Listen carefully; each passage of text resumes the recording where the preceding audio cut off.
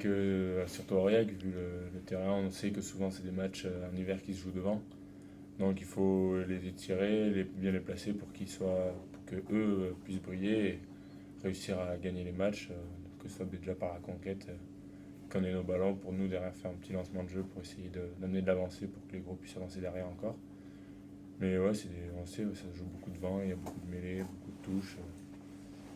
Ouais, c'est plus devant.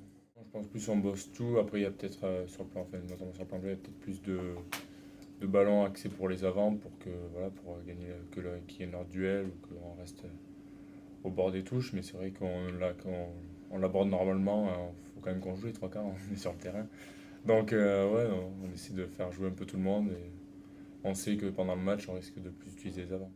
Comme sur le rack, il faut que les soutiens soient proches, et si les soutiens sont proches, on pourra peut-être arriver à faire des offloads pour jouer derrière la défense, etc. Mais c'est vrai que ouais, si on arrive à avoir les soutiens proches, déjà on aura nos racks, et ensuite on pourra mettre du jeu un peu plus droit rugby, on va dire, avec des passes derrière la défense, et pour avancer sur des passes faciles, mais sans se prendre la tête.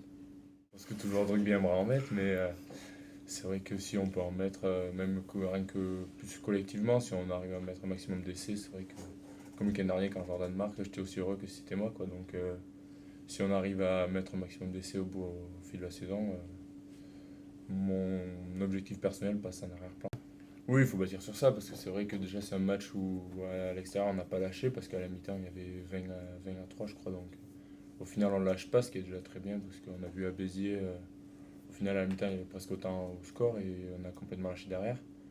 Donc là, on n'a pas lâché, on a réussi à revenir, on a fait une très très grosse seconde mi-temps.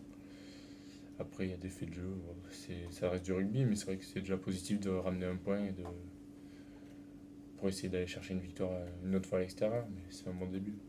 Enfin, c'est une défaite amère, ouais. C'est vrai que on est tellement proche que quand il loupe la première pénalité, là, on se dit bon, on renvoie même deux, on va être à 50 mètres de notre ligne, il reste 2 minutes.